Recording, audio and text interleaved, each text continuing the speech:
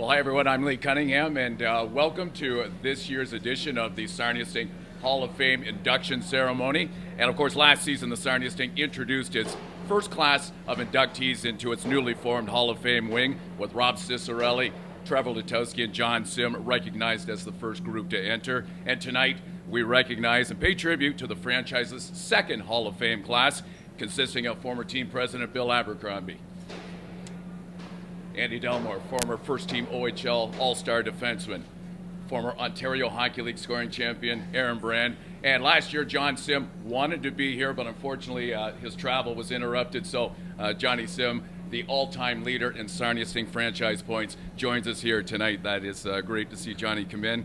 And, this induction, I think, further fosters and recognizes the Sting's reflection of its past, now 30 years in the making. The organization, I think, has done a great job of paying tribute to the individuals who have helped shape the Sarnia Sting organization. You can see it everywhere you look in this building. You go around to the concessions and you've got that great artwork indicating some of the prominent players from the past, their acknowledgement, their accomplishments, their bios and that kind of thing. You look at the big sign out there and it speaks of the tradition of the hockey club, prominent names that have won scoring titles or have been an individual honoree, an award winner, or played in the World Junior Hockey Championship on the international stage. You can see it everywhere you look. You go down to the newly formed dressing room downstairs, and it's a mini shrine to the great history of the Sarnia Sting, and hopefully the players that represent the current edition of the Sarnia Sting, and boy, they're pushing hard for the playoffs, I had to throw that in, but hopefully they can see what the past is all about and shaping the future of this great organization. And here in this Hall of Fame wing, you can also see further reflection of the great days of the Sarnia Sting in the past and great days to come. So congratulations to all the individuals that are here tonight. And I got a couple of questions I'd like to ask each individual. And Bill Abercrombie, we'll start with you. Going back to the time right before 1994, what was your recognition of the temperature for the OHL product in this community when it was first announced that the Ontario Hockey League would see the Newmarket Royals come to the Sarnia Arena? Well, I remember it very well, how everybody was excited to see OHL hockey. I remember they were taking lists for season tickets, and because we were only in the Sarnia Arena, which was 2,700, I think it was? Yeah. So I remember going over to Rob Cicerelli's office with the name of like 65 of my friends and family that wanted season tickets, and in no time it was sold out. And obviously the first, I would say, 7 or 8 years, we packed the place just like we are now. It's come full circle, which is awesome. But there was a lot of people excited about it. And then with the new rink came along, that really made it legit that we were a legit franchise. So, Bill, what accomplishment that went through the franchise while you've been with the organization do you take the most pride in?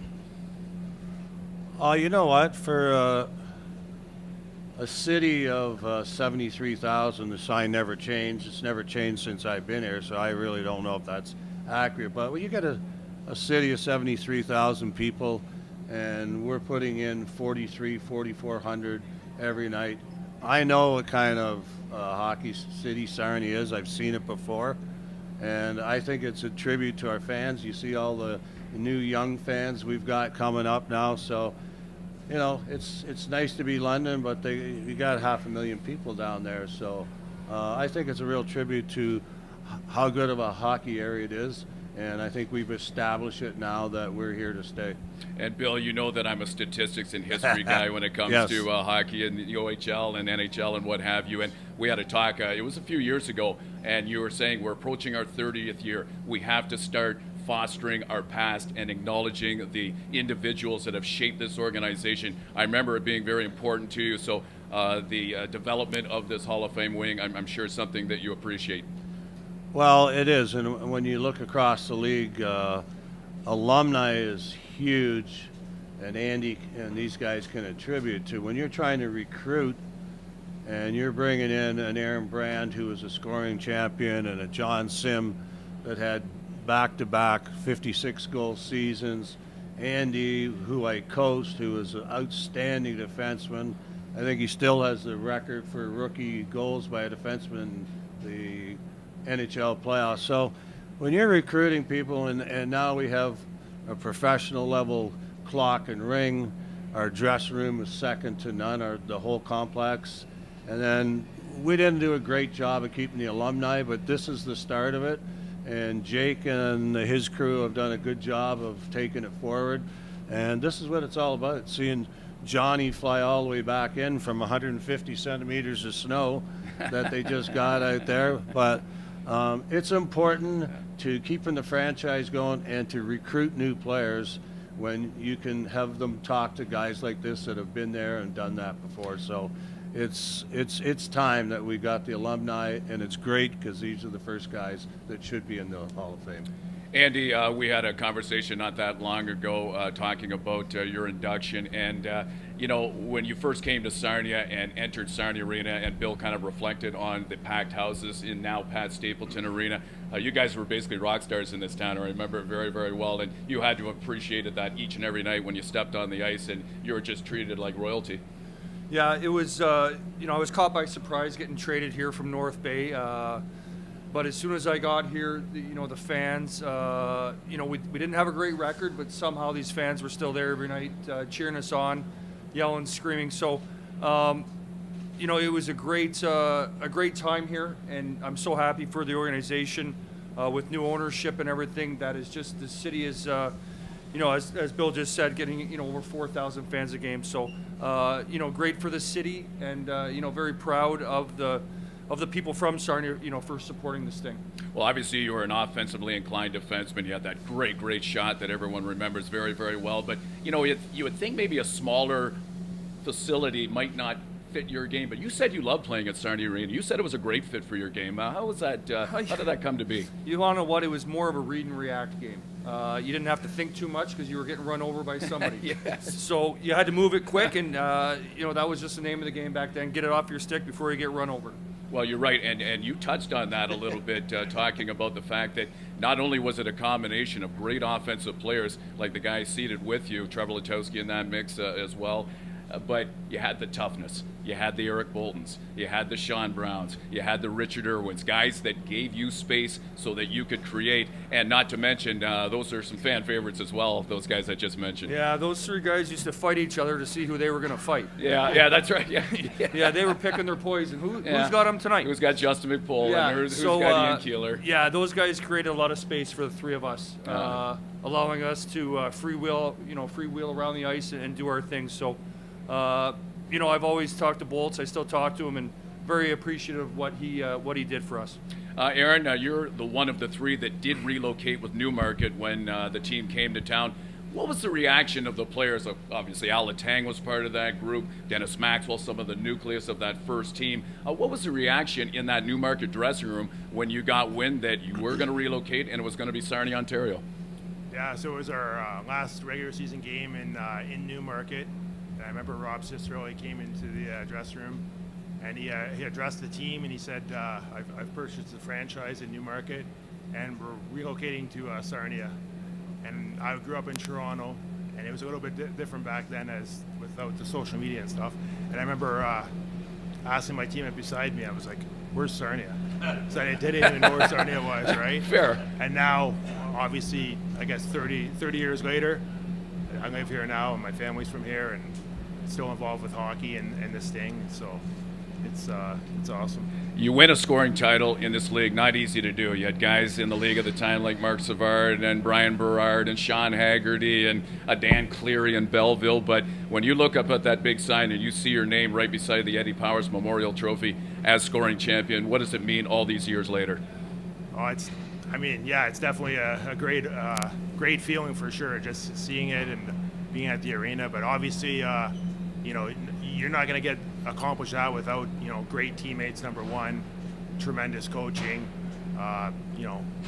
ice time, like everything, right? So obviously, it's amazing to get there. I never thought I would. I was just wanted to have a consistent season that year, Worked out really good. I played with John Sim. He was my line mate for most of the year there. So yeah, no, it's an amazing feeling. And now seeing, working with kids now and seeing some of the kids come up to me, and it's cool. No question. And many of us remember that night at Sarnia Arena when Dan Marr, formerly of the Toronto Maple Leafs, now the head of NHL Central Scouting Branch, presented you with that Toronto Maple Leafs jersey in front of a very captive audience. That's got a rate among your highlights in your career, both in terms of hockey and life accomplishments. Yeah, 100%. Like, I grew up in Toronto, like I said, and that was our last regular season home game.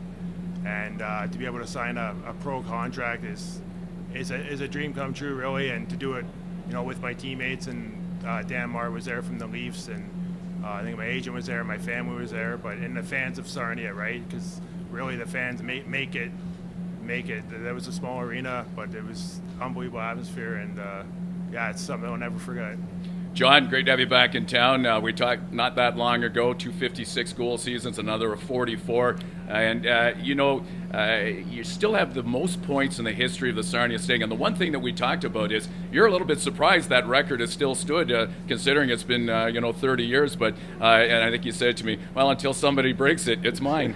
Yeah, no, there was a lot of great players that come through here. Steven Stamkos obviously didn't play a long time here, but to be able to say you still have that record or have those points is pretty neat, pretty cool, and I love coming back, and having my son here now is it's a pretty neat feeling. I was going to say that the first time you saw your son Lane put a Sarnia Sting jersey on, what was your reaction? I think he was like 3 years old. maybe more modern day. Yeah, no, it was pretty neat to see that, and brings back a lot of memories and brings back a lot of feelings and emotions for sure, and it's still pretty cool to see him here tonight play. So, and John, the thing about it is you don't have that type of success in terms of goal production without paying the price, but you love the battle. You know what, you're giving up some size from time to time, but you sure didn't give up the fight, and that was one of the things I remember about you in front of the net. You were going to fight for every inch of ice you could find in order to try and get that point blank opportunity. Yeah, I was a feisty player, a little gritty, but for me, I had to play that way. I wasn't overly skilled, and I wasn't the greatest skater, but I had a lot of determination and grit and fire, and it pulled me through the 4 years I was here and the 16 years I played pro. So. Well, guys, congratulations on being part of the second wing of the Sarnia Sting Hall of Fame class. Well-deserved on all fronts, and Dr. McKinley couldn't be with us tonight, and certainly we extend that congratulations to his service and dedication to this organization. We thank you for coming out. We hope you enjoy the hockey game tonight, and if anybody in the media wanted to pose some questions to the guys, I'm sure they'd accommodate that. Thanks a lot.